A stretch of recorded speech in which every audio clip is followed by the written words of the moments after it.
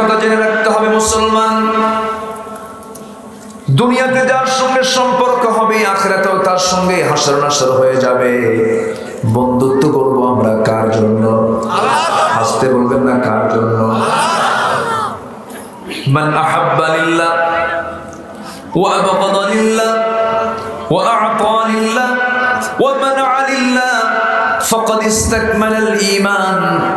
আমি কাউকে ভালোবাসবো আল্লাহর জন্য, কারোর সঙ্গে শত্রুতা করবো আল্লাহর জন্য, কাউকে দেব আল্লাহর জন্য, কাউকে দেব না তাও আল্লাহর জন্য, ফাকাদ ইসতাকমালাল ঈমান, তার ঈমানটাই পরিপূর্ণ হয়ে গেছে। তাহলে ভালোবাসা হবে কার জন্য? তাহলে মেসির প্রতি যে ভালোবাসা এটা কার জন্য বলে? আমার বন্ধুগণ, আমার ভাইয়েরা, হয়তো কথাগুলো শুনে আপনাদের মনে হচ্ছে যে এখানে খেলাটা আগে জড়ায় দিলেন কেন? গোটা দুনিয়াতে চলতেছে দুই ধরনের যুদ্ধ, একটা হলো মিলিটারি ওয়ার আর একটা হলো কালচারাল ওয়ার। সামরিক যুদ্ধ একটা চলছে, সামরিক যুদ্ধ দিয়ে যতটুকু কামাই করা যায় তার চেয়ে বেশি কামাই করা যায় হলো সাংস্কৃতিক যুদ্ধ দিয়া। আর্জেন্টিনার একটা দেশের একজন খেলোয়াড়, সেই দেশের একজন খেলোয়াড়ের জার্সি 10 নম্বর জার্সি নওগাঁ জেলার বান্দা থানার একটা গ্রামের একটা ছোট্ট পরিবারের ছোট্ট একটা সদস্য, ছোট্ট বাচ্চার গায়ে লাগানো মেসির জার্সি। কোথায় আর্জেন্টিনা কোথায় ঢুকে গেছে? নওগাঁয়। এটা হলো সাংস্কৃতিক যুদ্ধ। কি যুদ্ধ? সাংস্কৃতিক যুদ্ধ। কোথাকার খেলা এসে আমাদের ঘরের মধ্যে ঢুকে গেছে, চিন্তা করা যায়? তারা তাদের মার্কেটিং চালাচ্ছে, এটার মধ্য দিয়ে তারা সমস্ত তাদের সংস্কৃতি ঢুকায় দিচ্ছে।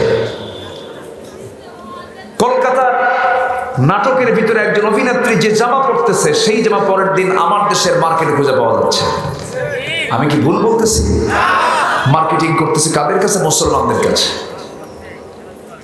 সম্মানিত ভাইয়েরা, এই জন্য যে সম্পর্কে করতে যাব, যা দেখতে যাব, সেখানে আগে দেখতে হবে আমার আল্লাহ তাআলার ইঙ্গিত আছে কিনা, আমার আল্লাহ তাআলা এই জায়গায় কি বলেছেন, এটা আমাদের দেখার দরকার। সবার আগে না সবার পরে? সবার আগে না সবার পরে? সবার আগে দেখতে হবে। ভালোবাসাকে আগে ভাগ করে নিতে হবে আমাদের। 1 নম্বর ভালোবাসা কার জন্য? আসতে বলবেন না, কার জন্য? আমি আল্লাহকে বেশি ভালোবাসি না আল্লাহ আমাকে বেশি ভালোবাসেন? অনেকে চিন্তায় আছে, হুজুর চাকরি হয় না আল্লাহ আমারে বেশি ভালোবাসে কেমনে? এরকম চিন্তা করতেছেন নাকি? আমি আল্লাহকে বেশি ভালোবাসি না আল্লাহ আমাকে বেশি ভালোবাসে? এটা কি মনে হয়?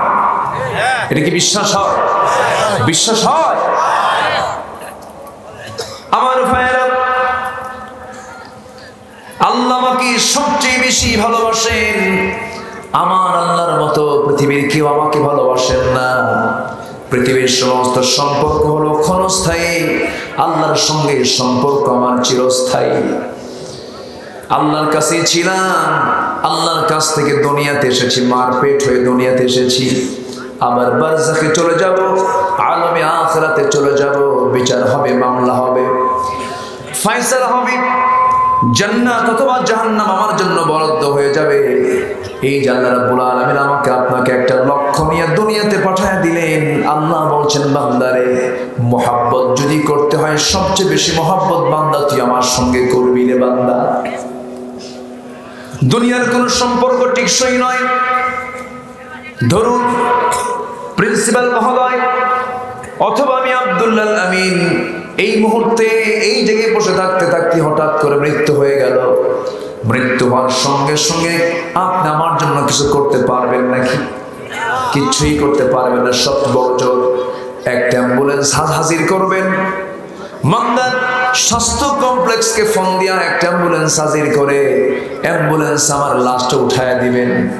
নির্দিষ্ট জায়গায় চলে যাবে, আত্মীয় স্বজনদের মাঝে চলে যাবে। তারাও কেমন কোন খেদমত করতে পারবে নাকি? কিছুই করতে পারবে না। শুধু এতটুকু করবে, ওই যে বাড়ির সামনে আমাকে নিয়ে যে বসায় শোয়া দেবে, একটা বাড়ির জন্য তারা আমাকে আর আমার বেডরুমে নিতে পারবে না। সুন্দর বিছানায় নিতে পারবে না, আমার সাজানো গোছানো বাড়ির বারান্দাও তো আমার স্থান হবে না। স্ত্রী এক রাত না গেলে যে স্ত্রী ঘুম হতো না, সেই স্ত্রী ভয়ে কাছে আসবে না, সন্তানগুলো হাওয়া করে কাঁদবে। আমাকে ওই বাড়ির উঠানের একটা কোনায় চাদর মুড়ি দিয়ে আরাম করে আমার লাশটা চকিতে শোয়া রাখবে। গোসল করানোর আগ দিয়ে সেলাইওয়ালা কাপড়ও যদি শরীরে থেকে থাকে কেচি দিয়ে কাটবে। আমার হাত পা সুন্দর করে ধুয়ে দেবে, গোসল করাইয়া দেবে।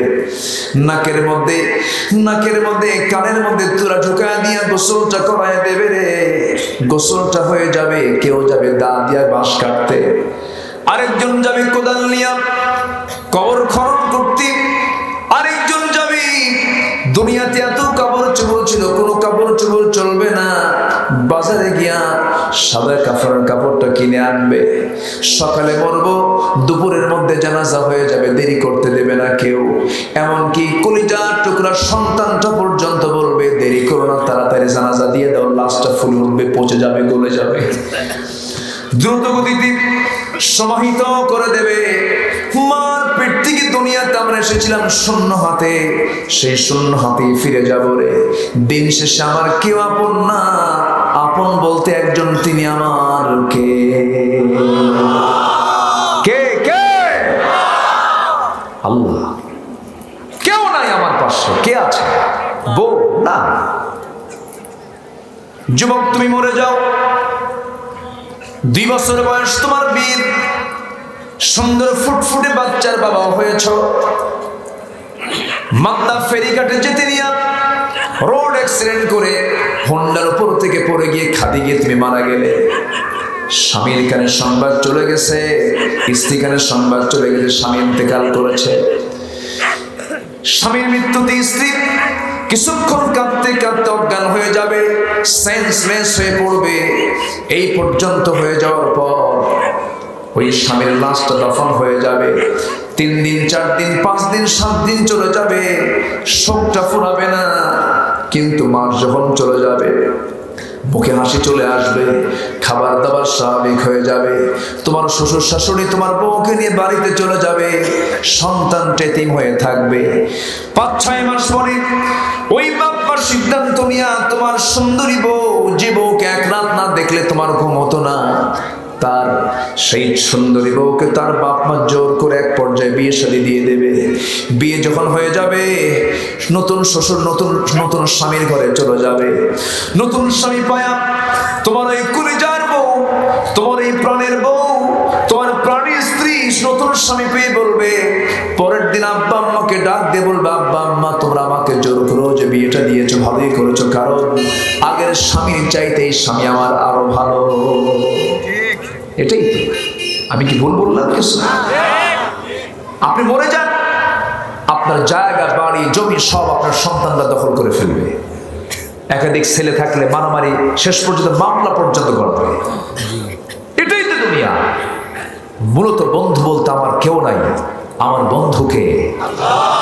বন্ধু চিনতে কি ভুল করা যাবে? বন্ধু চিনতে ভুল করা যাবে? আল্লাহ আমার রব, এই রবি আমার সব। আমি বলতাম না গজলটা, কিন্তু ওই যে একটা ভাই বারবার বলতেছে, আল্লাহ আমার রব, এই রবি আমার সব। দমে দমে তনু মনে তারি অনুভব। আল্লাহ আমার রব, এই রবি আমার সব। তোমার মদদ পেলে আমি আর না কিছু চাই, তোমার প্রেমের অনল আমি কি দিয়ে নে ভাই। যার হয়েছ তুমি তার নেই যে পরাভব, নেই যে পরাভব। আল্লাহ আমার রব, এই রবি আমার সব। আল্লাহ আমার রব, এই রবি আমার সব। দমে দমে তনু মনে তারি অনুভব। আল্লাহ আমার রব, এই রবি আমার সব। ঠিক কিনা? আমার আল্লাহ ছাড়া আর কেউ আছে? আল্লাহ ছাড়া কেউ আছে? আমার আল্লাহ কি করেন না? সব করেন। আমার চোখটা চালান কে? আস্তে কর। চোখটা চালান কে? চোখের ভাইরাস আছে না নাই?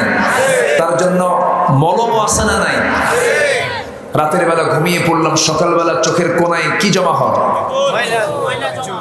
ওটা কি কালার? সাদা সাদা না? ওটা কি ক্ষতির কোনো কিছু? ওটা মলম, ওটা অয়েন্টমেন্ট। তোমার চোখে যত জার্ম ছিল ঘুমের মধ্য দিয়ে সব ঠিকঠাক করে দিলাম। সুবহানাল্লাহ। এই চোখটা আল্লাহ চালান। প্রত্যেকটা চোখের মধ্যে আছে 20 লক্ষ করে পার্টস। চোখের পেছনে আছে 1,70,000 রক। রাস্তায় চলতে নিয়ে চোখে ধুলা ঢোকে না? সঙ্গে সঙ্গে চোখ থেকে কি বের হয়? পানি কেমনে বের হয়? আপনি বের করেন? আপনি বের করেন না? আপনি বের হয়? আপনি বের হয়ে যায়। কেন? ধুলা ঢোকার সঙ্গে সঙ্গে পেছনে আল্লাহ তাআলা একটা মেশিন রেখেছেন, মেশিনটা অটোমেটিক চালু হয়ে যায়, সঙ্গে সঙ্গে পানি বের হয়। এই পানি তো এই দুনিয়ার খাবারের পানি নয়, ড্রিঙ্কিং ওয়াটার নয়।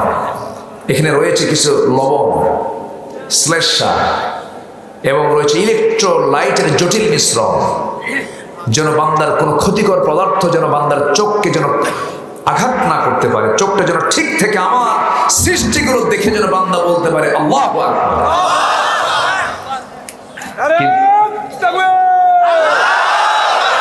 আল কোরআনের আলো, আমার নেতা তোমার নেতা বিশ্বনবী মুস্তাফা। আরে তাকবীর। এই লোক ছিল কই এতক্ষণ? ভালো, বলি আলহামদুলিল্লাহ। উনি বোঝাচ্ছেন হুজুর আমরা আছি, সমস্যা নাই, আমিও আছি। কথা হবে তো নাকি? কথা বলবো তো নাকি ইনশাআল্লাহ? আমার দিকে তাকান, কথা হবে। আল্লাহু আকবার যারা বলতে দেয় না, আমি বুঝতেছি আপনার ইঙ্গিত বুঝতেছি, আমি বুঝিনি তা না। আল্লাহু আকবার বলা হচ্ছে এটা নাকি নির্দিষ্ট কোনো দলীয় স্লোগান। যারা বলে আল্লাহু আকবার নির্দিষ্ট দলীয় স্লোগান, তাহলে তোমার স্লোগান কি? আমাদের আজানের স্লোগান কি বলেন? নামাজের স্লোগান কি? সেজদার স্লোগান কি? রুকুতে যেতে কি? রুকু থেকে উঠতে কি? গরু জবাই করতে কি? সন্তান জন্ম নেওয়ার পরে কি? যখন মানুষ মরে যাবে জানাজায় কি? প্রথম তাকবীর, দ্বিতীয় তাকবীর, তৃতীয় তাকবীর, চতুর্থ তাকবীর। অতএব এই স্লোগানকে যারা কলঙ্কিত করতে চায়, তাদের বিতর্ক করতে চায়, তাদের চিন্তা বিতর্কিত, ঈমান বিতর্কিত, জন্ম বিতর্কিত মুসলমান।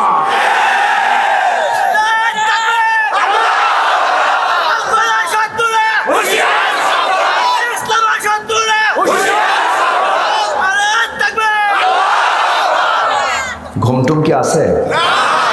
ঠিক আছে, ব্যাটারি চার্জ ফুল। ঘুম পারেন না আপনারা? ওই এলাকায় ঘুমায় না মানুষ, না? এত সস্তা না। সম্মানিত ভাইয়েরা, একটু কান লাগান। যে বান্দার কাছে আল্লাহর নাম নিতে লজ্জা লাগে, ওটা কি বান্দা কণ্ঠ? এটা কি প্রকৃত বান্দা হতে পারে? মাথা থেকে পা পর্যন্ত সব কার অবদান? আসতে বলবেন না কার? একটা সুন্দরী নারীকে মাথার চুল থেকে পা পর্যন্ত এত সুন্দর করে যিনি বানিয়েছেন তিনি কে? নারীর প্রশংসা করবো না আল্লাহ প্রশংসা করবো? আমরা কার করি? যুবক একটা নারীকে দেখলেই সিথে পড়ে, গার্লস স্কুলের সামনে যায় এতিমের মতো বসে থাকে। বের হয় গেট দিয়ে, মেয়েটার সামনে চলে, এও পিছে পিছে চলে। পিছন থেকে বলে, শোনো একটু কি তাকানোর তোমার প্রয়োজন হলো না? একটু আমার দিকে চায় দেখো, দেখো আমার চোখটা গর্তের দিকে চলে গেছে। 3 দিন হলে ঘুমাই না, খালি একবার বলো ভালোবাসি। এই আছে না নাই? লাভ কি? কিচ্ছু না। একদিন সব শেষ হবে, যৌবন থাকবে না, হেরে যাবে। আলিয়া থাকবে না, নার্গিস থাকবে না, সব হেরে যাবে। থাকবেন কে? আসতে আস্তে বলবেন না, কে? আল্লাহ থাকবে। পরের বউয়ের দিকে তাকায় তুমি আলহামদুলিল্লাহ কইও না, ঠিক কিনা? নিজের বউ বিয়ে করে নিজের বউটাকে ঘরের সামনে নিয়ে আলহামদুলিল্লাহ বলে বলো, তোমার চক্ষুটা কত সুন্দর, তোমার চুলগুলো কত সুন্দর মসৃণ। নিজের স্ত্রীর প্রশংসা করে যদি তুমি আল্লাহকে যদি ডাকতে পারো, আল্লাহ সওয়াব দিবেন। কিন্তু অন্য বউয়ের দিকে তাকানো যাবে যাবে? এই চোখ দিয়ে দেখার তৌফিক দিয়েছেন কে? এই চোখ দেখে সব দেখা যাবে নাকি? দেখতে হবে হালাল না হারাম। হালাল দেখতে হবে, হারাম কোনো কিছু দেখা যাবে না।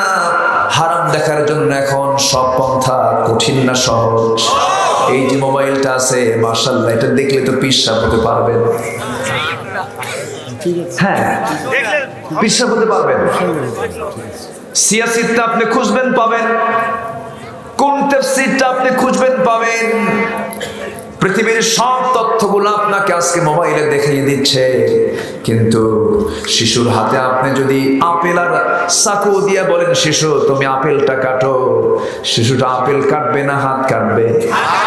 এই জন্য মোবাইলটা যদি আপনি কাঁচা কোনো হাতে দিয়ে দেন, সে কি মোবাইল দিয়ে কোরআন কাটবে না খারাপটা কাটবে? এই জন্য মোবাইল দেওয়ার আগে আগে ভালো নিজে মুসলমান হওয়া দরকার। হালাল হারামের জ্ঞানগুলো জানা দরকার। মোবাইল পেয়ে খালি মিস কল মারে, কি কল মারে? আবার এক যুবক কয়, হুজুর মিস কল তো কোরআন শরীফ আসছে কোথায়? ফামাইয়া আমাল মিসকলা, যখন নাউজুবিল্লাহ। এই তো হচ্ছে অবস্থা। নোংরামি বাদ দিতে হবে। দিন শেষে কেউ আমার আপন না, তিনি আমার আপন বলতে তিনি কে? চোখটা চালান কে? হাতটা চালান কে? পাটা চালান কে? মাথা থেকে পা পর্যন্ত সব আমার আল্লাহ চালান। আল্লাহ তাআলা আমাকে যৌবনটা দিয়েছেন, আল্লাহ পাক আমাকে সুন্দর চেহারা দান করেছেন, সুন্দর বডি দিয়েছেন, এত সুন্দর ঠোঁট দিয়েছেন। আল্লাহ তাআলা সুন্দর দুটো চক্ষু দান করেছেন, জিহ্বাও দিয়েছেন। চোখের পানি জিহ্বায় চলে আসে, জিহ্বার পানি কি চোখে যায় নাকি? এইজন্য আল্লাহ তাআলা আলাম নাজআল লাহু আইনাইনি ওয়া লিসানান ওয়া শাফাতাইন, আল্লাহকে চোখের কথা বলেছেন, এরপরে ঠোঁটের কথা বলেছেন, এরপরে জিহ্বার কথা বলেছেন। জিহ্বাটা পরে বলেছেন, চোখটাকে বলেছেন। চোখ থেকে পানি জিহ্বায় আসে, কিন্তু জিহ্বা থেকে পানি চোখে যায় না। আল্লাহ তাআলা সবকিছু লেভেল করে কোরআনটা নাজিল করেছেন। কোরআনে কোনো বাজে কথা নাই, কোরআনে যা কথা সমস্ত কাজের কথা। কিসের কথা বলেন? আল্লাহ মশার উদাহরণ দিয়েছেন কোরআনে। কিসের উদাহরণ বলেন? মশা। মশা মশা চিনেন তো? কাফেররা কয় মাযা আরাদাল্লাহু বিহাযা মাসালা। কাফেররা বলল, তোমার আল্লাহ কোরআনের মধ্যে মশার উদাহরণ দেন, মশা কোনো প্রাণী হলো নাকি? কি আবার এগুলো? না, এখানে প্রশ্ন কিছু আসছে, আমি তো উত্তর দিতে পারি না, আমার সেই এলাম নাই তো। আমার দেশে প্রশ্ন কি কি জানেন? আমার দেশের প্রশ্ন হলো ফরজ নামাজের পরে মোনাজাত, 3 রাকাত 1 রাকাত, নূর মাটি, মিলাদ কিয়াম, আর কি তারাবির নামাজ 8 রাকাত 20 রাকাত, হাত বাঁধা বুকে না পেটে না বুকে, আমি নাচতে না জোরে। এছাড়া কোনো প্রশ্ন আছে?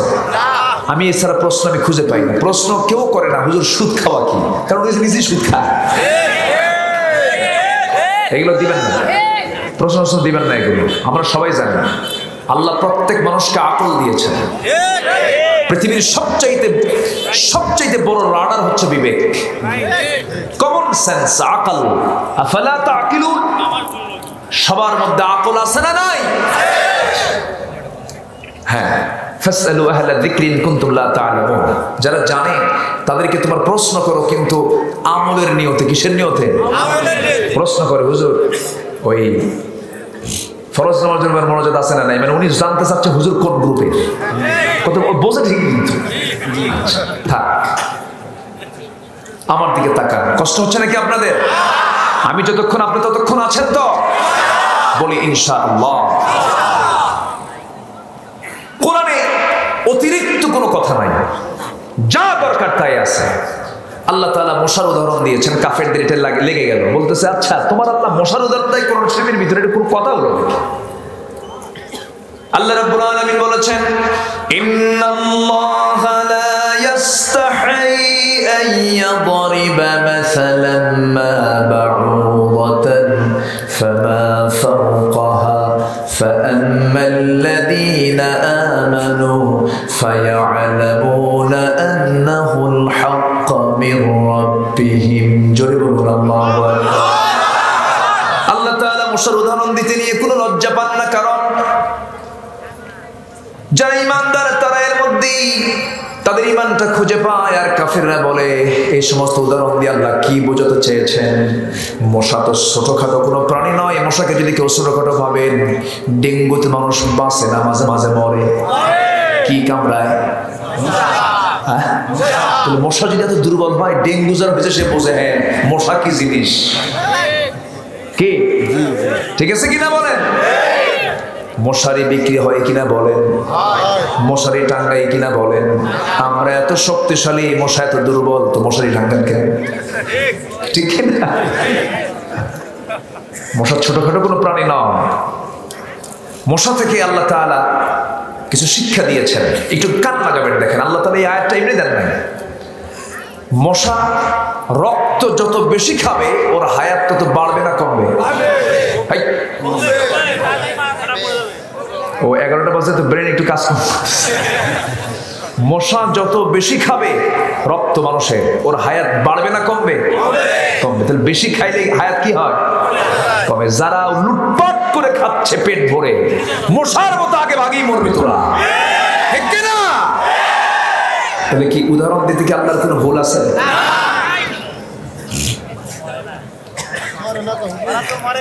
কি কয় মরে না? ফেরাউন মরে নাই?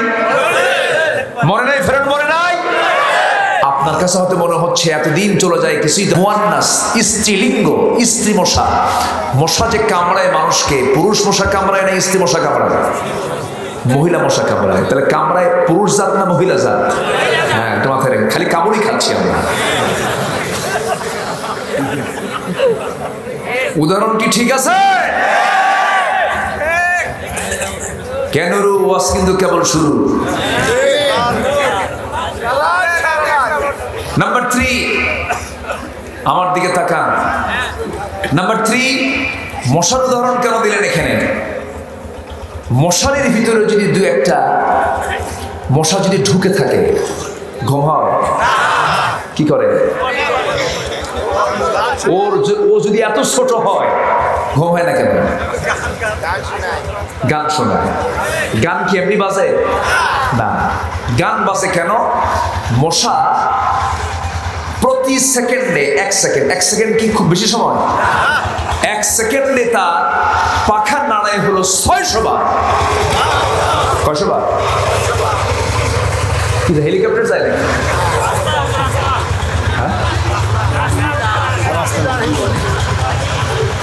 বাপরে বাপ, হেলিকপ্টার। সম্মানিত ভাইয়েরা,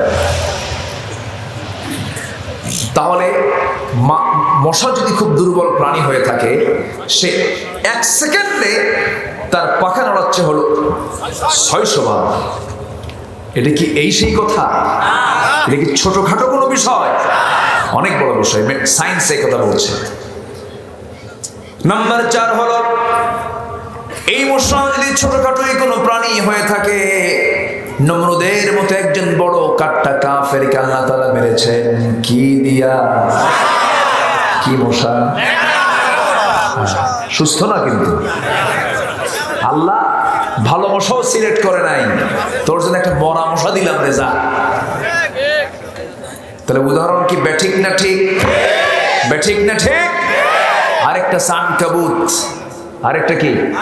আনকাবুত মানে হলো মাকড়সা। একটা সূরার নামই আছে মাকড়সা। ওরা বলে এগুলো কোনো কথা হলো নাকি? কাফেররা কয়। আল্লাহ বলছে যারা আল্লাহ ছাড়া অন্য কাউকে বন্ধু বানাবে তাদের উদাহরণ হলো কামাসালিল আনকাবুত।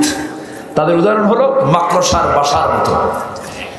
লাউ কানু ইয়ালাম, তারা যদি জানতো এটার থেকে এটা যদি বুঝতো যে আমি উদাহরণটা কেন দিয়েছি। পৃথিবীর ভিতরে যত ঘর বাড়ি আছে, যত ঘর বানায়, যত পশু পাখি মানুষ, সবচেয়ে দুর্বল বাসা কার বাসা? মাকড়সার বাসা। কিন্তু বাসা যে বানায় সময় লাগে নাকি? সময় লাগে নাকি? শুধু আনাকুম জানাকুম, শুধু যায় আর আসে। একটা চক্কর মারে, এক চক্করে বাসা বানানো হয়ে যায়।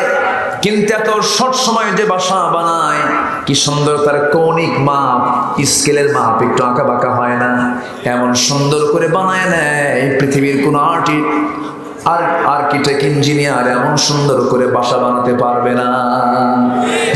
সুবহানাল্লাহ। কিন্তু বাসাটা মজবুত না দুর্বল? আবার বাবুই পাখির দিকে তাকান, সে বাসাটা বানায় দুর্বল না মজবুত?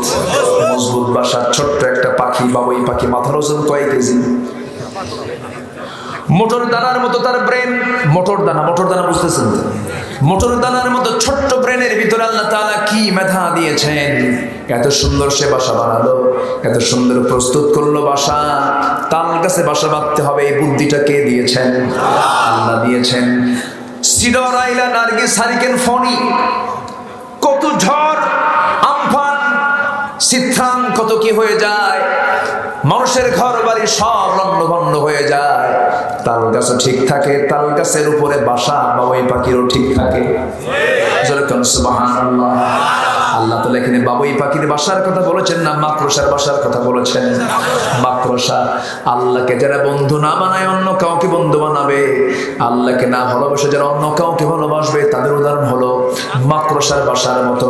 এখানে সায়েন্স, বর্তমান বিজ্ঞান আরেকটা গবেষণা করেছে, আল্লাহ তাআলা কেন মাকড়সার বাড়ির কথা বললেন, মাকড়সার কথা কেন বললেন?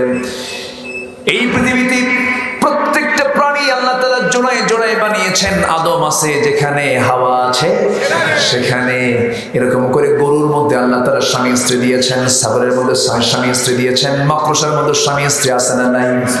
এই মাকড়সার মধ্যে পুরুষ যে মাকড়সা, স্ত্রী যে মাকড়সা, এদের সম্পর্ক খুব ক্ষণস্থায়ী। কেমন ক্ষণস্থায়ী? সায়েন্স বলতেছে প্রত্যেক স্ত্রী মাকড়সা স্বামী মাকড়সাকে ষড়যন্ত্র করে মেরে ফেলে। যে পরিবারে বউ কর্তৃক স্বামীকে মেরে ফেলা হয়, সেই সংসার তো খুব শক্ত সংসার হয়। কি সংসার হয়? দুর্বল। আল্লাহ বলতেছে যারা আল্লাহ ছাড়া অন্য কোনো বন্ধু বানায়, এদের সংসার হলো মাকড়সার সংসার। আল্লাহু আকবার বলেন। আল্লাহ তাআলা কি কোরআনে কোনো অতিরিক্ত কথা বলেছেন না কাজের কথা বলেছেন? কাজের। আমরা কোরআনকে মানবো, জোরে বলি ইনশাআল্লাহ। তওবা করব কার কাছে? এক নাম্বার ভালোবাসবো কাকে? আল্লাহকে। আল্লাহকে কেন ভালোবাসতে হবে? রাসূলকে কেন ভালোবাসতে হবে? কার কার উপরে তাকে ভালোবাসতে হবে? আল্লাহ রাব্বুল আলামিন তাও এখানে ক্লিয়ার করে দিয়েছেন। যারা বাড়িতে যে সুযোগ পেলে এই আয়াতটা আবার পড়বেন, জানবেন, বোঝার চেষ্টা করবেন। আল্লাহ তাআলা তার রাসূলকে জানিয়ে দিচ্ছেন, হে রাসূল আপনি বলে দেন, কুল ইন কানা আবাউকুম ওয়া আবনাউকুম ওয়া ইখওয়ানুকুম ওয়া আজওয়াজুকুম ওয়া আশীরাতুকুম ওয়া আমওয়ালুন ইqtaraftumuha ওয়া তিজারাতুন তাখশাউনা কাসাদাহা ওয়া মাসাকিনু তারদাউনাহা আহাব্বা ইলাইকুম মিনাল্লাহি ওয়া রাসূলিহি ওয়া জিহাদিন ফি সাবিলিহি ফাতারাব্বাসু হাত্তা ইয়াতিয়াল্লাহু বিআমরিহি ওয়াল্লাহু লা ইয়াহদিল কওমাল ফাসিকিন। আল্লাহ তাআলা বলছেন, হে রাসূল আপনি বলে দেন, যদি তোমাদের কাছে তোমাদের পিতা, এক নাম্বার কি? তোমাদের পিতা, এরপরে তোমাদের ভ্রাতা, তোমাদের নিজের ভাই, তোমাদের নিজের পিতা, তোমাদের নিজের সন্তান, নাম্বার 3 তোমাদের নিজের ভ্রাতা, নিজের ভাই, নিজের স্ত্রী, ও আশিরাতুকুম তোমাদের আত্মীয় স্বজন, নাম্বার 6 হলো তোমাদের উপার্জিত সম্পদ, নাম্বার 7 হলো তোমাদের ব্যবসা বাণিজ্য, নাম্বার 8 হলো ওয়া মাসাকিন তারদাউনাহা তোমাদের প্রিয় বাসস্থান। এই 8টা জিনিসের চাইতে যদি আল্লাহ এবং রাসূল এবং জিহাদ যদি তোমাদের তোমাদের কাছে বেশি প্রিয় না হয়, তোমরা অপেক্ষায় থাকো, আল্লাহর পক্ষ থেকে একটা ফায়সালা হয়ে যাবে, তোমাদের উপরে গজব নাযিল হবে, আল্লাহর চূড়ান্ত ফায়সালা তোমাদের উপরে চলে আসবে। কিন্তু আমার বন্ধুগণ, এটাও তো একটা প্রশ্ন, বাবার প্রতি সন্তানের টান আছে না নাই? সন্তানের উপরে বাবার টান আছে না নাই? কে দিয়েছেন এই টান?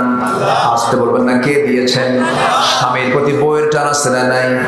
স্ত্রীর প্রতি স্বামীর টান আছে না নাই? এটা কে দিয়েছেন? আত্মীয় মারা গেলে চোখে পানি আসে কেন? এর মধ্যে একটা টান আছে না নাই? এই ভালোবাসা আল্লাহ তাআলা মানা করেন নাই, ভালোবাসা থাকতে হবে, মুহাব্বত থাকতে হবে, স্বামী স্ত্রী বন্ধন থাকতে হবে, পিতা পুত্রের সম্পর্ক থাকতে হবে, কোনো সমস্যা নাই।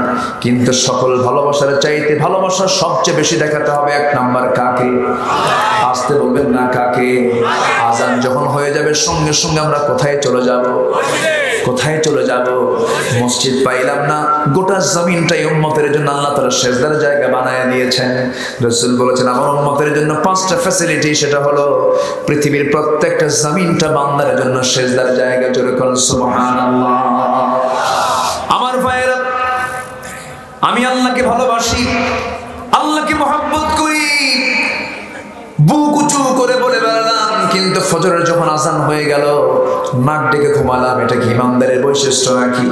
এটা কি ভালোবাসার সিমটম নাকি? ভালোবাসার সিমটম হলো আজান যখন হয়ে যাবে বান্দা অস্থির হয়ে যাবে আল্লাহর সঙ্গে দিদার করার জন্য, অস্থির হয়ে যাবে, বিছানা থেকে জোরপূর্বক সে উঠে দাঁড়াবে, ওযু বানাবে, নামাজে দাঁড়ায় যাবে, কারণ সে অস্থির হয়ে যাবে কার সঙ্গে কথা বলার জন্য? আল্লাহ বলছেন বান্দারে তোর সঙ্গে আমি 5টা বেলা কথা বলবো তোর সাথে। সহিহ হাদিসের বর্ণনা, যখন কোন বান্দা নামাজে দাঁড়ায় যখন সূরা ফাতিহার একটা করে আয়াত বলে, সঙ্গে সঙ্গে আল্লাহ তাআলা তার সঙ্গে সঙ্গে জবাব দিয়ে দেন। যখন বান্দা বলে আলহামদুলিল্লাহি রাব্বিল আলামিন, আল্লাহ বলেন হামিদানি আবদি আর রহমানির রহিম, আসনা আলাইয়া আবদি মালিক ইয়াউমিদ্দিন, মাজ্জাদানি আবদি ইয়াকা না'বুদু ওয়া ইয়াকা নাস্তাঈন, হাদা বাইনি ওয়া বাইনা আবদি। বান্দা প্রত্যেকটা আয়াতের শেষে শেষে আল্লাহ তাআলা বান্দার প্রত্যেকটা কথার শেষে শেষে জবাব দিয়ে দেন। ওয়ালাল দাল্লিন পর্যন্ত যখন বলে আল্লাহ বলেন বান্দারে এতক্ষণ ধরে তুই নামাজের মধ্যে যা যা চাইলি সমস্ত চাওয়া আমি আল্লাহ কবুল করে নিলাম। আল্লাহর সঙ্গে কথা বলবো কিসের মাধ্যমে বলেন? আসতে বলবেন না কিসের মাধ্যমে? কয় ওয়াক্ত নামাজ? আসতে বলবেন না কয় ওয়াক্ত নামাজ? দেশ স্বাধীন হলো 71-এ, আজকে 2022 শেষ হয়ে যেতেছে, আর 12 দিন পর আর 10 দিন পরে 23 সাল পরে যাবে। এই 52 বছরে যে আমরা দেখতে দেখতে অনেক মুরব্বীরা দেখে ফেলেছেন, কিন্তু এই 52 বছরে আল্লাহ তাআলা বলেছেন বান্দা আমি যখন তোমাকে নেতা বানাবো, তুমি যদি ক্ষমতা পেয়ে যাও, তোমার কাছে যদি চেয়ার চলে আসে, তুমি যদি পদ পেয়ে যাও, তুমি যদি ক্ষমতা পেয়ে যাও, আমি আল্লাহ তোমাকে পরামর্শ দিলাম তুমি সমাজের মধ্যে 4টা বিধান কার্যকর করবে। নাম্বার 1 হলো নামাজটা কায়েম করে ফেলবে। স্বাধীনতার পর থেকে আজ পর্যন্ত কত নেতাকে আমরা ক্ষমতায় বসতে দেখেছি, কোন নেতা কি নামাজ কায়েম করেছে নাকি? অথচ নামাজ না পড়লে বেজার হবেন কে? সবচেয়ে বেশি শাস্তি আল্লাহ তাআলা দিবেন কোন অপরাধের কারণে? কিসের কারণে বলেন? নামাজের কারণে। যে নেতা আখিরাতের কোনো কাজে আসবে না, যে নেতাকে দেখলে নবীর কথা মনে হবে না, যে নেতাকে দেখলে আল্লাহর কথা রাসূলের কথা মনে হবে না, যে নেতা আমার হাসরের ময়দানে বিপদের কারণ হয়ে যাবে, সেই নেতাদের মুখে আমরা থুতু মারি। ঠিক কি না? যে নেতা তোমাকে নামাজের কথা বলে না, সে তোমার কিসের নেতা?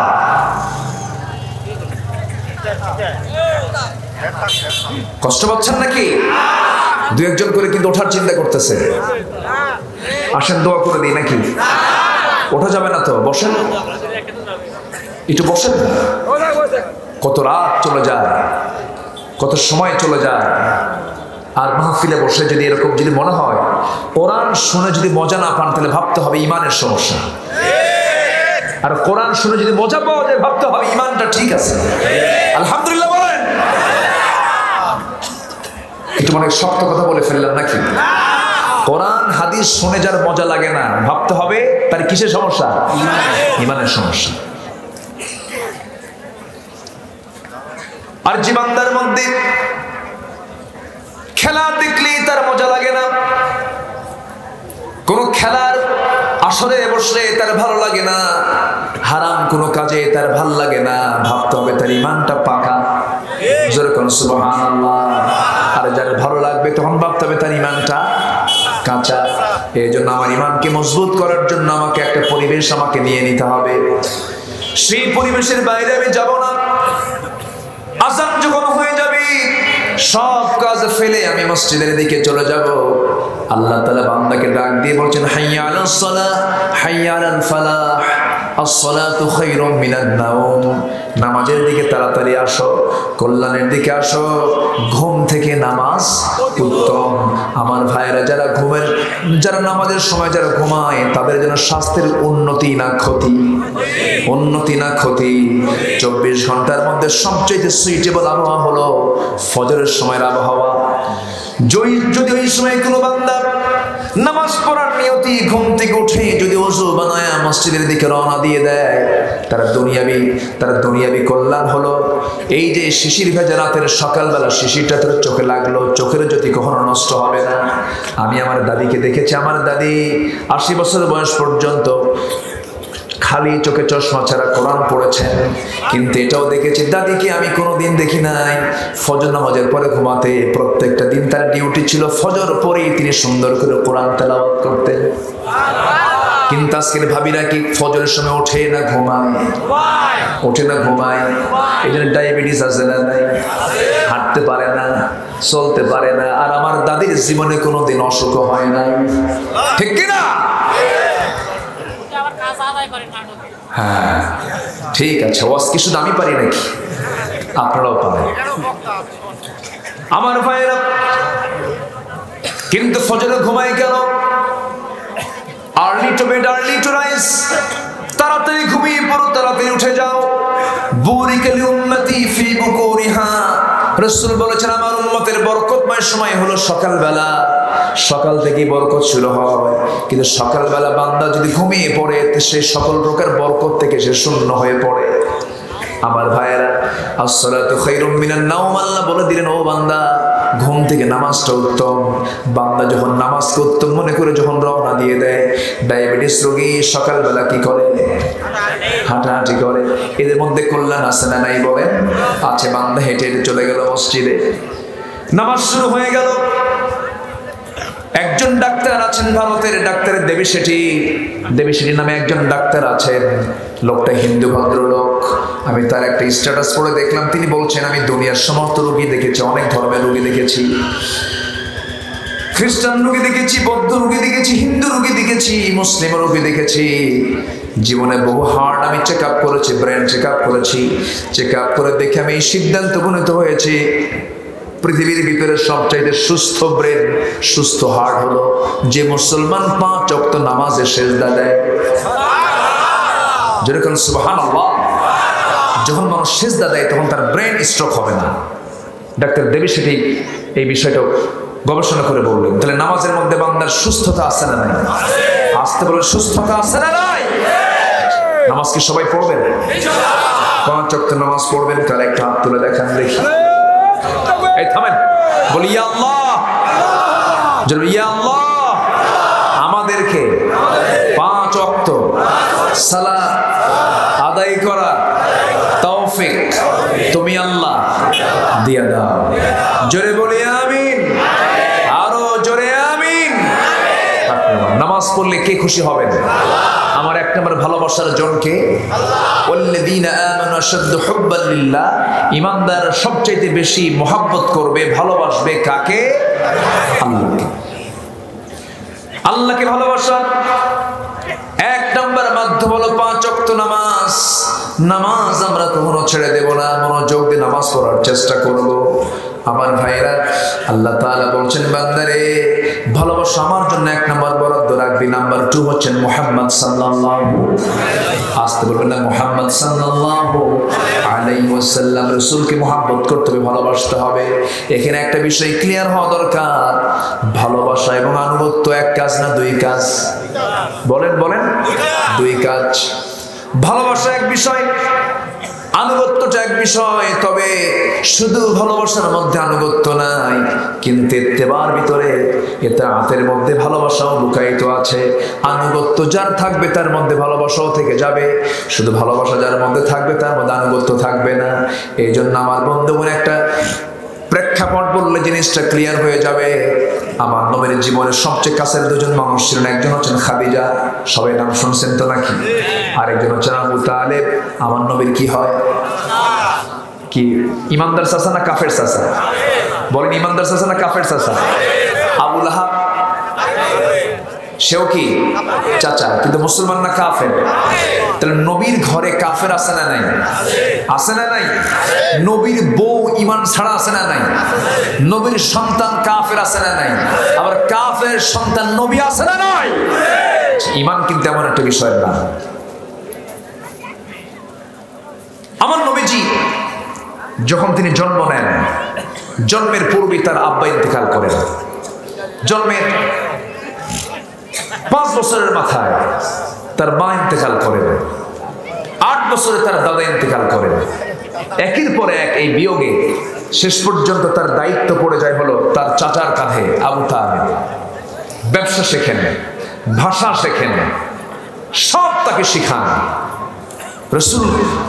রসুলকে আবু তালেব খুব ভালোবেসেছেন, খুব মহব্বত করেছেন। কিন্তু আমার নবীজি যখন নবুয়তটা পেলেন, জাবালে নূর থেকে যখন কোরআন নামক কিতাবটা নাজিল হলো, এসে ঘরের মধ্যে ঢুকলেন। ঢুকে প্রথম দাওয়াত দিয়েছেন বাইরে না ভিতরে? সমাজে না পরিবারে? তাহলে ইসলামের সিস্টেম হলো প্রথম দাওয়াত হবে সমাজে না পরিবারে? আমরাও দাওয়াতি কাজ করবো আগে সমাজে না পরিবারে? পরিবারের খবর নাই, এরকম লোক আছে না নাই? আসতে বলবেন না, আছে না নাই? আর আমার নবী সবার আগে খোঁজ নিয়েছেন কোথায়? পরিবারে। জাবালে নূর থেকে নামলেন। আসেন দোয়া করে দিই না হয় নাকি? এই যে লোকজন 2-1 করে ওঠে, আবার দেখি এসে বসেও দেখি, আবার বলি আলহামদুলিল্লাহ। খুব যদি জরুরি হয় একটু বলবেন, একটু নোটটা উঁচু করবেন। যদি খুব জরুরি হয় সেটা মেহেরবানি করে বসুন। আপনার ওঠার কারণটা যদি মাহফিলের সৌন্দর্যের ব্যাঘাত হয়, এটা আপনার জন্য বদনসিব, কেউ যাবেন না। শেষ আমরা মাহফিলের শেষ কাজ করব কি দিয়া? দোয়া দিয়ে, মোনাজাত দিয়ে আমরা শেষ করব। এই তো আর কিছুক্ষণ, জাস্ট আয়াতের একটা হক তো আছে, এই হকটা আমি আদায় করার চেষ্টা করছি। সম্মানিত ভাইরা, তাহলে আবু তালেব কাফের ছিলেন, কিন্তু কাফের কিন্তু আগে ঘোষণা হয় নাই। রাসূল নবুয়তটা নিয়ে কোরআন কারীমের আয়াতগুলো নিয়ে সোজা বাড়ির মধ্যে ঢুকলেন। ঢুকেই স্ত্রীকে সামনে পেলেন। স্ত্রীকে সামনে পেয়ে বললেন, স্ত্রী আমার, জাম্মিলুনি জাম্মিলুনি, খাদিজা তুমি আমাকে বস্ত্র আচ্ছাদন করে দাও। লাকাদ খাশিতু আলা নাফসি, আমি নিজের জীবনের শঙ্কিত, মনে হয় বাঁচবো না, মরে যাব, আমাকে মনে হয় কেউ মেরেই ফেলে দেবে। খাদিজা, এবার খাদিজা বলছেন, আমার স্বামী আপনি কোনো টেনশন করবেন না, আপনার কোনো অনিষ্ট পৃথিবীর কেউ করতে পারবে না, কারণ আপনি মাজলুমের পক্ষে কথা বলেন, এতিমের সহায় হন, বিধবার পাশে আপনি দাঁড়ান, অসুস্থের পাশে আপনি দাঁড়ান, আপনার কোনো ক্ষতি পৃথিবীর কেউ করতে পারবে না। এবার রাসূল আস্তে করে বলছেন, খাদিজা রে, আমি তোমাকে আজকে একটা প্রস্তাব করব। সেই প্রস্তাবটা হলো, এই দুনিয়াতে আল্লাহ রাব্বুল আলামিন যুগে যুগে পয়গম্বর পাঠিয়েছেন। সেই পয়গম্বরের শেষ পয়গম্বর আল্লাহ তাআলা আমাকে মনোনীত করে জাবালে নূরের ভিতরে আল্লাহ তাআলা আমাকে কোরআন নামক কিতাব উপহার দিয়েছেন। ভাই জিবরাইল আমার কাছে আসছিলেন, আমি আল্লাহর নবী, খাদিজা তোমার কি বিশ্বাস হয় নাকি? খাদিজা চোখের পানি মুছতে মুছতে বলছেন, স্বামী গো, আপনার সুন্দর সৎ চরিত্রই প্রমাণ করে আপনি আল্লাহর নবী হতে চলছেন। জোরে বলুন সুবহানাল্লাহ। নবীজি প্রথম দাওয়াত দিয়েছেন বাইরে না পরিবারে? পরিবারে দাওয়াত দিয়ে তিনি সাড়া পেয়ে গেলেন।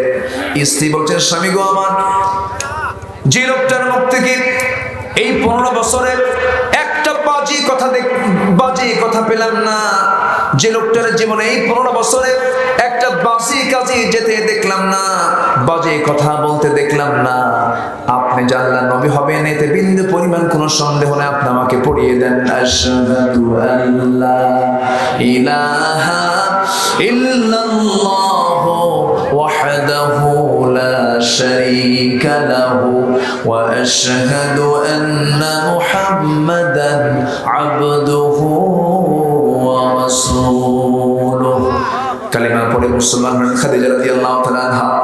এই কালিমার দাওয়াতটা নিয়ে এবার চলে গেলেন তার আপনজন আবু তালিবের কাছে গিয়ে বলছেন, চাচা আমি আল্লাহর নবী, আল্লাহ তাআলা আমাকে কোরআনে কারীমের মতো কিতাব দান করেছেন, আমার কাছে ওহী নাযিল শুরু হয়ে গেছে।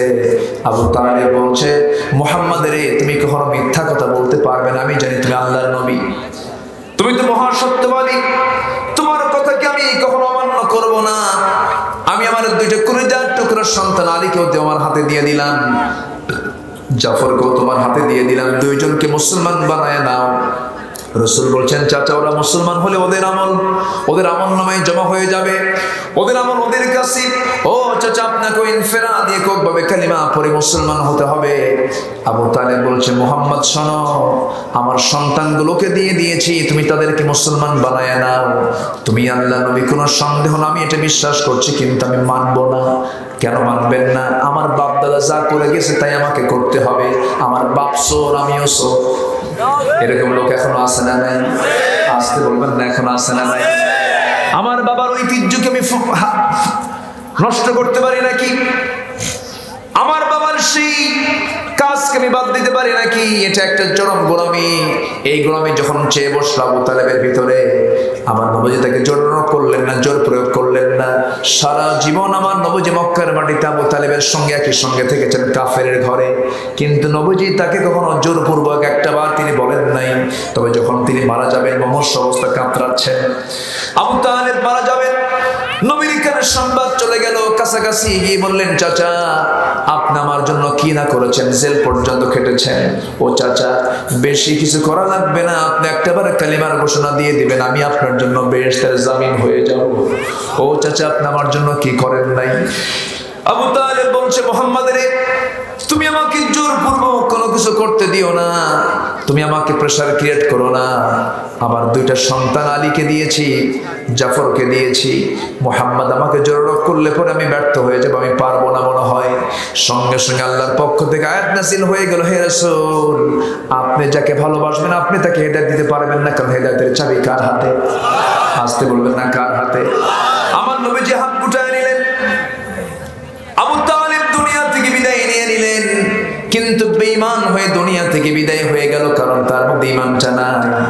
আর খাদিজা রাদিয়াল্লাহু তাআলা ভালোবাসা দিয়েছেন রাসূলকে, আনুগত্য উপহার দিয়েছেন, কিন্তু আবু তালেব রাসূলকে ভালোবাসা উপহার দিয়েছে, কিন্তু আনুগত্য উপহার দেয় নাই। এজন্য আনুগত্যের দরকার আছে না নাই?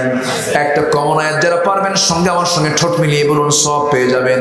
ইন কুনতুম তুহিব্বুনাল্লাহ ফাত্তাবিউনি ইউহিব্বুকুমুল্লাহ ওয়া ইয়াগফির লাকুম যুনুবাকুম ওয়াল্লাহু গফুরুর রহিম। তোমরা যদি আল্লাহর ভালোবাসা পেতে চাও, ফাত্তাবিউনি আমার আনুগত্য তোমরা করো, আমার আদর্শ তোমরা মেনে নাও, আমি রাসূল আমার সমস্ত সুন্নাহগুলোকে তোমরা মেনে নাও, তাহলে কি হবে? ইউহিব্বুকুমুল্লাহ, আল্লাহ তোমাদেরকে ভালোবাসবেন এবং তোমাদের জীবনের সমস্ত গুনাহগুলোকে সব একাকার করে মাফ করে দিবেন। জোরে বলুন সুবহানাল্লাহ। সব মাফ করে দিবেন। আমার ভাইয়েরা, শর্ত হলো রাসূলকে আনুগত্য করতে হবে, আল্লাহর আনুগত্য করতে হবে। আতিউল্লাহ ওয়া আতিউর রাসূল ওয়া উলিল আমরি মিনকুম ফাইন তানাযা'তুম ফি শাইইন ফারুদ্দুহু ইলাল্লাহি ওয়ার রাসূল। জোরে বলুন আল্লাহু আকবার। তোমরা আল্লাহর আনুগত্য করবে, নবীর আনুগত্য করবে, এবং তোমাদের মধ্যে যারা লিডার তাদের তোমরা আনুগত্য করবে। সেই লিডারটা হবে নামাজি না বেনামাজি? আল্লাহর দল না মানুষের দল? আল্লাহর দল না মানুষের দল? নামাজি না বেনামাজি? নামাজি। এমন লোকের তোমরা আনুগত্য তোমরা করবে। আল্লাহ বলছেন, বান্দার আনুগত্যের কোনো খেলাফ তুমি করবে না, আমি আল্লাহ তোমাকে সাহায্য দিয়ে তোমাকে বিজয় দিয়ে দেব। আমার বন্ধুগণ, তাহলে পিতামাতা, সন্তান সন্ততি, ভাই বোন, আত্মীয় স্বজন, উপার্জিত সম্পদ এবং ব্যবসা বসা বাসস্থান যা কিছু আছে সকল কিছুর চাইতে বেশি ভালোবাসবো আমরা কাকে? আসতে বলবেন না কাকে? নাম্বার 2 হচ্ছেন মুহাম্মদ সাল্লাল্লাহু আলাইহি ওয়াসাল্লাম। এরপর আল্লাহ বলছেন ও জিহাদিন ফি সাবিলি, এবং আল্লাহর রাস্তায় জিহাদ করাকে যারা বেশি পছন্দ মনে করবে না। আমার বন্ধুগণ, পারিবারিক একটা টান আছে না নাই? অর্থের টান আছে না নাই? ব্যবসার টান আছে না নাই?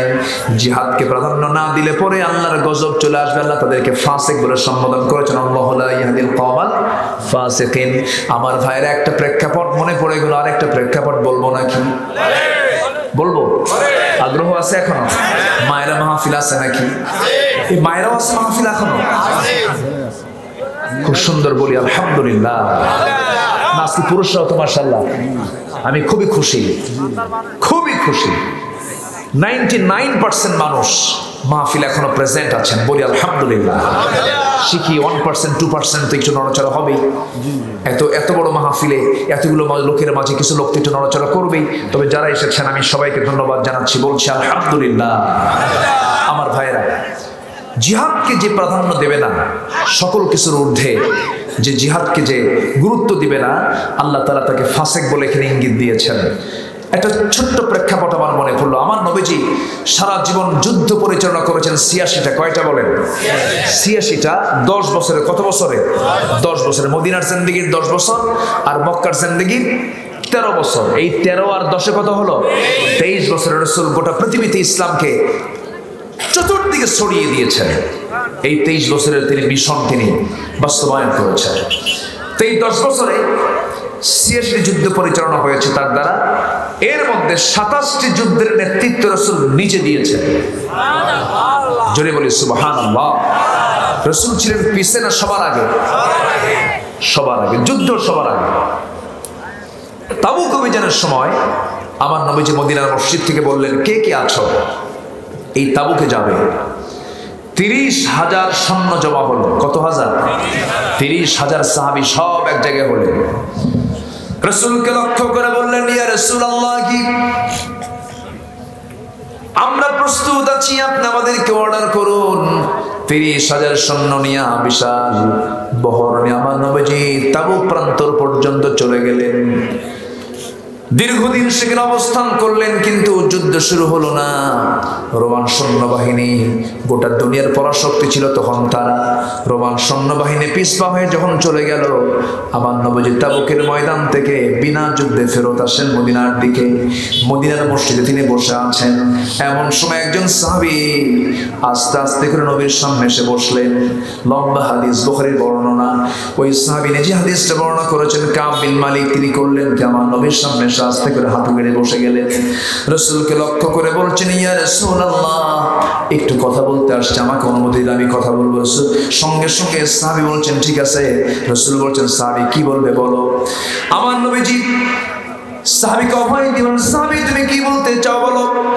এবার কাব বিন মালিক বলছেন, ইয়া রাসূলুল্লাহ, হাজার হাজার সৈন্য নিয়ে আপনি তাবুকের প্রান্তরে গিয়েছিলেন, কিন্তু আপনি আমাকে যেতে বলেছেন, কিন্তু আমি গড়িমসি করেছি, আমি যুদ্ধে কিন্তু যাই না, অভিযানে যাই নাই। রাসূল বলেন, কোনো কারণ ছিল না কিনা? কোনো কারণ ছিল না, গড়িমসি করেছি, অলসতা করেছি, আমি ইচ্ছা করলে যেতে পারতাম। আমার নবীজি বলছেন, কাব বিন মালিক আর কে কে যাও নাই? হিলাল বিন উমাইয়া যায় নাই। আর কে যাও নাই? মুরারা বিন রাবিআ যায় নাই। আর কে যাও নাই? সঙ্গে সঙ্গে তিনি বলছেন, হুজুর আমি আর জানি না। আমার নবীজি 3 জনের তথ্য জেনে নিলেন। এরপরে সাহাবী করলেন কি, আস্তে করে ঘট মসজিদ থেকে রাসূল বললেন, তুমি এখন মসজিদ থেকে চলে যেতে পারো। মসজিদ থেকে বের হওয়া মাত্রই আমার নবীজি জরুরি প্রজ্ঞাপন জারি করে বললেন, ও মদিনার সমস্ত সাহাবীরা, আমার মুসলমান সাহাবীরা, তোমাদেরকে আমি জানিয়ে দিচ্ছি, আজকের থেকে এই কাব বিন মালিক, হিলাল বিন উমাইয়া, মুরারা বিন রাবিআর সঙ্গে সকল মুসলমানেরা তারা বয়কট করবে। সালাম দেবে না, কালাম দেবে না, ব্যবসা বাণিজ্য চলবে না, কোনো কিছুই চলবে না। এই 3 জনের সঙ্গে কোনো লেনদেন চলবে না। এই সংবাদ যখন কাব বিন মালিকের কানে চলে গেল, আসমান ভেঙে পড়ার মতো হয়ে গেল। দরজায় গিয়ে নক করছেন, স্ত্রী আমার দরজা খোলো। স্ত্রী ভিতর থেকে বলছেন, স্বামী আপনার ঘর, আপনার দরজা তো খুলে দিতেই হবে, তবে খুলবো একটা শর্তে। এই দিক দিয়ে আপনাকে দরজা খুলে আমার ঘরের মধ্যে ঢুকাবো, অন্যদিকে দরজা আমি বের হয়ে যাব, কারণ যে নবী আমার স্বামীর বিরুদ্ধে বয়কটের ডাক দিয়েছে সেই স্বামীর সঙ্গে আমার কোনো সম্পর্ক থাকতে পারে না। এখানে প্রশ্ন হলো, ওই সাহাবীদের ভিতরে নামাজের কোনো অভাব ছিল নাকি? আসতে কয় কেন? রোজার কোনো অভাব ছিল নাকি? দান সদকার কোনো অভাব ছিল নাকি? কোন আমলের কোনো অভাব ছিল না, কিন্তু রাসূল বয়কট কেন করলেন? জিহাদে গরিমসি করলো, জিহাদে অংশগ্রহণ করলেন না। আমার নবীজি তাদের বিরুদ্ধে বয়কটের ডাক যখন দিয়ে দিলেন, দীর্ঘদিন চলে গেল। কাব বিন মালিক নিজের ঘরের মধ্যে ঢুকতে পারলেন না। স্ত্রীকে রেখে ঘরের দরজা থেকে বাইরে বের হয়ে যখন আসতেছিলেন, ছোট্ট দুইটা বাচ্চা 11 বছর 13 বছর আস্তে করে ডেকে বলছেন, আমার সন্তানরা এদিকে আসে, আমি তোমাদেরকে আদর করে দেই। সন্তানরা কাছে তো যাই নাই, বরঞ্চ বলছেন না, যাওয়া যাবে না, কারণ রাসূল তোমার সঙ্গে বয়কট করেছে, আমরাও তোমার সঙ্গে বয়কট করলাম। ভালোবাসবো আমরা কার জন্য? ভালোবাসবো আমরা কার জন্য? আল্লাহর জন্য। শত্রুতা করবো কার জন্য? আল্লাহর জন্য। রাসূল বয়কট করেছেন, কোনো কথা নেই, কোনো কথা বলবো না আমরা। হেলাল বিন উমাইয়ার বয়স 70 বছর। কত বছর বলেন? 70 বছরের বুড়া মানুষ, যুদ্ধে তিনি যান নাই, রাসূল তাকেও বয়কট করে ফেললেন। হেলাল বিন উমাইয়ার কানে যখন চলে গেছে, বেচারা পাগলের মতো হয়ে গেছে। হেলাল বিন উমাইয়া করলেন কি, ঘরের মধ্যে তিনি একটা দড়ি শক্ত হাতে ঘর থেকে নিলেন। ঘর থেকে দড়িগুলো নিয়ে সোজা চললেন মদিনার মসজিদের সামনে। একটা শক্ত খুঁটি দেখলেন, খুঁটিতে দড়িটা বেঁধে দিয়া নিজের হাত দুটো স্বেচ্ছায় দড়িতে বাঁধলেন। দড়িতে বেঁধে মদিনার মসজিদের সামনে তাকে বেঁধে রেখে বলছে, ও হেলাল রে, তোর মতো বড় আসামি এই দুনিয়াতে আর কেউ নাই, তোর মতো বড় আসামি কেউ নাই। রাসূল তোর বিরুদ্ধে বয়কটের ডাক দিয়েছে, কেউ সালাম দিলে কেউ উত্তর দেয় না, আমার সঙ্গে কেউ কথা বলে না। 40টা দিন ধরে তিনি অপেক্ষার প্রহর গুনছিলেন। এমন কষ্ট করে করে 40টা দিন রাত তওবা করছেন। এই সূরা তওবার প্রেক্ষাপটে আয়াতগুলো নাজিল হয়েছে। সেই সাহাবী যখন সিজদায় পড়ে পড়ে কাঁদতেছেন, হেলাল বিন উমাইয়া কাঁদতেছেন, নুরুল্লাহ বিন রাবিআ কাঁদতেছেন, কাব বিন মালিক কাঁদতেছেন। 40 দিন পার হওয়া মাত্রই আমার নবীর কাছে ওহী নাজিল হয়ে গেল, হে রাসূল, ওয়া আলা সালাসাতিল্লাযিনা খুল্লিফু। এই আয়াতটা যখন নাজিল হয়ে গেল, যে 3 জন জিহাদে পশ্চাৎপদ হয়েছিল, জিহাদে অংশগ্রহণ করতে পারে নাই, তারা এই কয়েকটা দিন যাবত যে পরিমাণ তারা সিজদা দিয়েছে, যে পরিমাণ তারা রুকু করেছে, যে পরিমাণ চোখের পানি ফেলে ফেলে কেঁদেছে, হে রাসূল, এই 3 জনের তওবা আমি আল্লাহ কবুল করে নিয়েছি। সুবহানাল্লাহ। এখন প্রশ্ন হলো, তওবা তো কবুল হলো, ঠিক আছে, কিন্তু তাদের কি কোনো নামাজের কোনো অভাব ছিল নাকি? আসতের অভাব ছিল নাকি? জিকির আজকারের কোনো অভাব ছিল নাকি? দাড়ির কোনো কমতি ছিল নাকি? সুন্নতের আমলের কোনো ঘাটতি ছিল নাকি? কিন্তু রাসূল বয়কট করলেন কেন? কি জন্য? 1 নাম্বার কারণ হলো জিহাদের ময়দানে গড়িমসি করার কারণে। আল্লাহু আকবার বলেন। ভাবতেছেন সস্তা সস্তা কিছু আমল কইরা সবার সাথে বন্ধুত্ব গড়ে তুলে, মুনাফিক, ফাসিক, জালেম সবার সঙ্গে বন্ধুত্ব সম্পর্ক গড়ে তুলে, নামাজ কালাম পইরা, টাকা আছে হজ কইরা, দান সদকা মসজিদ একখান বানায়া সস্তায় জান্নাতে যাব, এত সস্তা জান্নাত নয়। বুকের তাজা রক্ত বিলিয়ে দিয়ে হাসতে হাসতে যারা ইসলামের জন্য জীবন দিচ্ছে, তারাও জান্নাত পাবে। আপনি সস্তা আমল করে জান্নাত পাবেন, এতটা সহজ জান্নাত নয়। জান্নাত পেতে হলে সবচেয়ে বেশি ভালোবাসতে হবে কাকে? নাম্বার 2 মুহাম্মদ সাল্লাল্লাহু। এবং এই আয়াতের অনুকূলে আরেকটা হলো, সেটা হচ্ছে কি, ও জিহাদিন ফি সাবিলিহি, এবং জিহাদ করতে হবে কার পথে? আল্লাহর পথে। সকল কিছুর চাইতে জিহাদকে বেশি ভালোবাসতে হবে। যদি এই 3টা কাজ যদি আমরা করতে পারি, রহমত প্রাপ্ত বান্দা হব কার? আল্লাহ। সম্মানিত ভাইয়েরা, মন তো চাই কথা বলি, কিন্তু শীতের রাত, অনেক মা বোন বাচ্চা কাচ্চা নিয়ে আসছেন, অনেক দূর থেকে আসছেন, সব দিকেও খেয়াল করা দরকার। আমার তো শুধু 1 রাত না, আমার তো সামনের রাতও আছে, মাহফিল আছে। তো আমি আমার বক্তব্যের শেষের দিকে শুধু ফিনিশিং দেওয়ার জন্য বলতে চাই, একটু মনোযোগ দিয়ে শুনবেন। 1 নম্বর হলো, আমাদের ভালোবাসার যে খাতগুলো আল্লাহ পাক এখানে দেখিয়েছেন, পিতা, সন্তান, ভাই, স্ত্রী, আত্মীয় স্বজন, উপার্জিত সম্পদ, ব্যবসা, বাসস্থান, এই সব কিছুর ভালোবাসার চাইতে ভালোবাসা বেশি রাখতে হবে, প্রাধান্য দিতে হবে কাকে?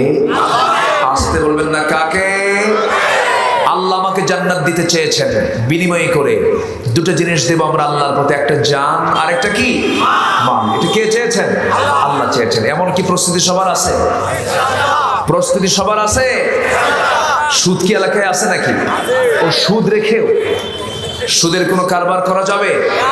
এই মুহূর্তে কেউ উঠবেন না, ভাববো ওই লোকটি সুদ খায়। বসেন। সামাজিক কিছু প্রবলেম আছে না নাই বলেন? এই সুদ কি ওয়াজ করে বন্ধ হবে? সমাজে জেনা আছে না নাই? জেনা কি ওয়াজ করে বন্ধ হবে? আচ্ছা, সমাজে ঘুষ আছে না নাই? ঘুষ কি ওয়াজ করে বন্ধ হবে? মদের দোকান নওগাঁ জেলায় আছে না নাই? ওয়াজ করে কি মদের দোকান বন্ধ হবে? তাহলে এগুলোকে বন্ধ করার জন্য জিহাদের দরকার আছে না নাই? জমিন আল্লাহর দিন কায়েমের দরকার আছে না নাই? নামাজ কায়েম হলে সেই সমাজে সুদ থাকবে না, জিনা থাকবে না, ব্যভিচার থাকবে না। অতএব নামাজ শুধু আমরা পড়বো না, নামাজ কায়েমের সংগ্রামে আমরা অগ্রণী ভূমিকা পালন করব। এই আশাবাদ কামনা করছি। আল্লাহ সবাইকে তুমি আল্লাহ কবুল করো। মা বোনরা আসছে মাহফিলে? আসছে তো? মা বোনরা কি নামাজ পড়ে? আচ্ছা, বোরকা পড়ে? কি বোরকা পড়ে? টাইট। আপনি দেখলেন কেমন? ও আচ্ছা।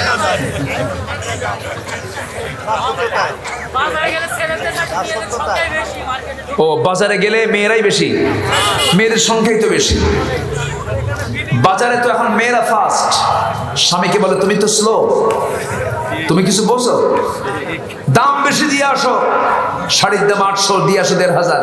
থাও তোমার মার্কেটিং, দাও আমাকে টাকা। ঢং ঢং করে মার্কেটে চলে যায়। এমন কিছু মহিলা মনে হয় বাংলাদেশে খুবই কম। আছে না নাই? আচ্ছা, মার্কেটে আপনি যাবেন, স্বামীকে রেখে যাবেন কেন? স্বামীকে নিয়ে যান। একটা নারী কখনো একা চলবে না। একটা নারীর একা চলা জায়েজ নাই। হজেও একটা নারী একা যেতে পারবেন। হজের মতো সফরে যদি একা না যাওয়া যায়, মার্কেটে যাওয়া তো সুন্নতে মুআক্কাদা। এগুলো আমরা বোঝার চেষ্টা করব। জোরে বলি ইনশাআল্লাহ। বিশেষ করে আমি আমার মাদেরকে বলবো, আমার মা যারা আজকে মাহফিলে এসেছে, করজোরে বিনতি জানাচ্ছি, মেহেরবানি করে আপনার ভিতরে কিছু গুণ আসা দরকার। স্বামীর ব্যাপারে এত রিপোর্ট খুঁজুন, আমার স্বামী ভালো না, স্বামীর চরিত্র ভালো না, খালি মেয়ে দিদিকে চায় না, এরকম রিপোর্ট আছে না? বলে কিনা বলে? স্বামী কেন পরকিয়া করে, এই ক্ষেত্রে মেয়েদেরও স্ত্রীদেরও কিছু ব্যর্থতা আছে না নাই? আসতে বলবেন না, আছে না নাই? আছে। আমি আমার মাদেরকে বলবো, মা আপনাকে এই বিষয়ে একটু সতর্ক থাকতে হবে। সে সতর্ক হলো, মেহেরবানি করে আপনাকে 5টা কাজ করতে হবে। কয়টা কাজ?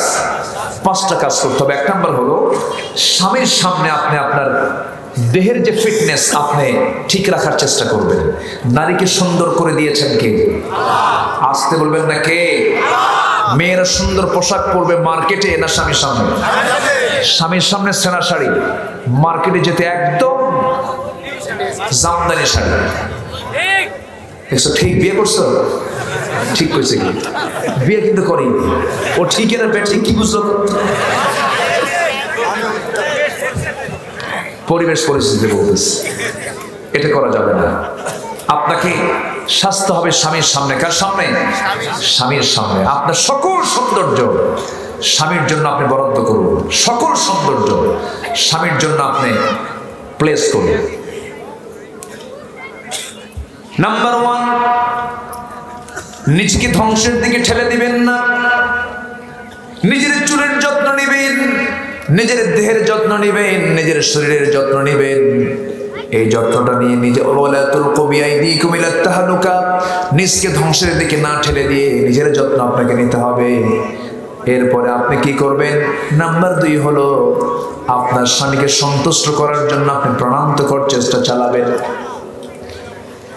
আপনাকে মেধাবী হওয়া দরকার, ইন্টেলেকচুয়াল হওয়া দরকার। নাম্বার 3, এই সংসার হবে আপনার জীবনের শেষ সংসার, এটা মাথায় নিয়ে আপনাকে চলতে হবে। দেখবেন কিছু কিছু স্ত্রী আছে ভাসমান স্বামীর বাড়িতে থাকে, কি ভাসমানের মতো থাকে, মূল তার টানটা পড়ে থাকে বাবার বাড়ির দিকে। মাঝে মাঝে হাই হ্যালো হয়, বাবার সঙ্গে ঘন ঘন কথা হয়, বাপও কম না। মেয়েকে বলে, মা তোর স্বামীর ঘরে ঘরে তুই কেমন আছিস ভালো করে বলবি, যদি কিছু বলে আমারে বলবি খাইয়া ফেলাবো। এরকম কিছু শ্বশুর আছে না? এগুলো দুষ্ট শ্বশুর কিছু আছে, সংসার ভাঙ্গার এরা মহাজন আছে। এগুলো কথা কি বলার দরকার আছে না? নাই। আমার মা, আপনার যখন বিয়ে হয়ে যায়, স্বামীর ঘরে যখন আপনি চলে গেলেন, আপনাকে মাথায় রাখতে হবে এটা আপনার স্বামী, আপনার জীবন যৌবন তার কাছে আপনি উৎসর্গ করে দিয়েছেন। আপনার সন্তানের মা হয়ে যাবেন অথবা মা হয়েছেন, এটাই আপনার শুরু, এটাই আপনার শেষ। আপনার সম্পূর্ণ ভালোবাসাটা আপনি আপনার স্বামীর জন্য উজাড় করে দেন। আমি আল্লাহর কসম করে বলে গেলাম, কোন স্ত্রী তার স্বামীকে তার মোহাব্বত ভালোবাসা 100% উজাড় করে দেয়, ওই সংসারটা জান্নাতের টুকরা হতে বাধ্য। ঠিক কিনা? চলে গেলেন, বসেন, আপনাকে দিয়ে দোয়া করাবো তো। বসেন। কোথায় উনি? কি আজকের মাহফিলের সভাপতি মহোদয়? আমি তো ভাবছি আপনি। আমি ভাবলাম কারে। আর হুজুর আসেন, আপনি কোনো ক্ষমা নাই, আপনাকে আসতে হবে, আমরা দোয়া করবো তো, আপনাকে নিয়ে দোয়া করবো। আসেন আসেন আসেন আসেন, ওস্তাদ আসেন আসেন। একটা কামিল মাদ্রাসার প্রিন্সিপাল মানে কি জানেন? আল্লাহু আকবার। আমি তাকে বসায় রেখে কথা বলছিলাম। আল্লাহ তুমি তাকে আমাদের মাঝে দীর্ঘদিন আমাদের মাঝে সুস্থ অবস্থায় বাঁচিয়ে রাখো। জোরে বলি আল্লাহুম্মা আমিন। হাজারো আলেমের ওস্তাদ তিনি, ওস্তাজুল আসাতিজা। জি, আমি আর সব দিকে তাকাচ্ছি, আমি আর সময় নেব না। আমরা ওনার অনুমতি নিয়ে আমরা আস্তে আস্তে দোয়ার দিকে চলে যাবো। ফজর পড়বো তোমরা সবাই ইনশাআল্লাহ। আল্লাহ তুমি সবাইকে কবুল করো। জোরে বলি আল্লাহুম্মা আমিন। জি, সবাই নামাজের মতো করে বসি, নামাজের মতো করে বসি।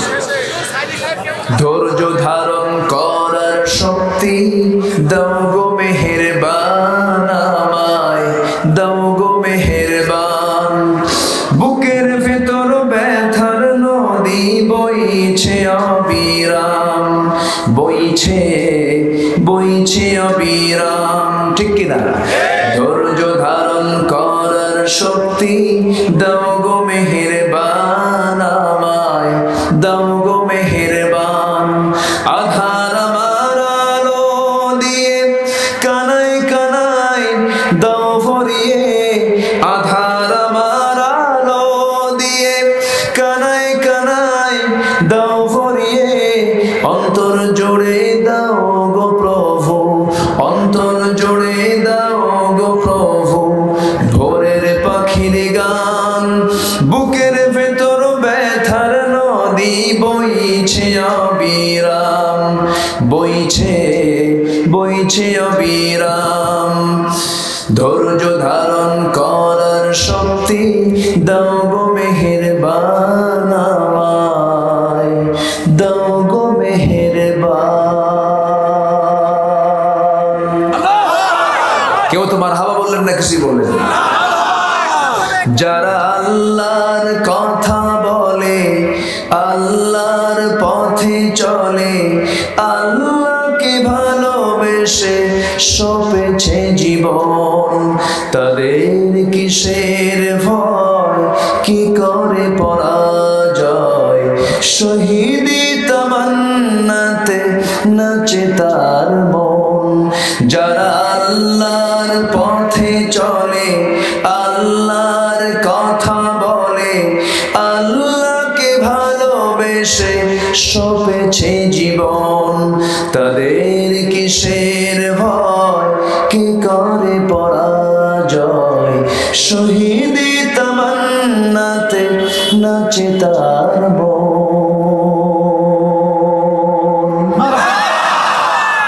আল্লাহ কবুল করুন। একটু একটু করে বললাম, সব তো একটু একটু করে বলতে হবে, তাই না? জি, আসুন আমরা এখন কাঙ্ক্ষিত দোয়ার দিকে যাব। দোয়ার দায়িত্ব আমি মুহতারাম সভাপতি মহোদয়কে দিলাম।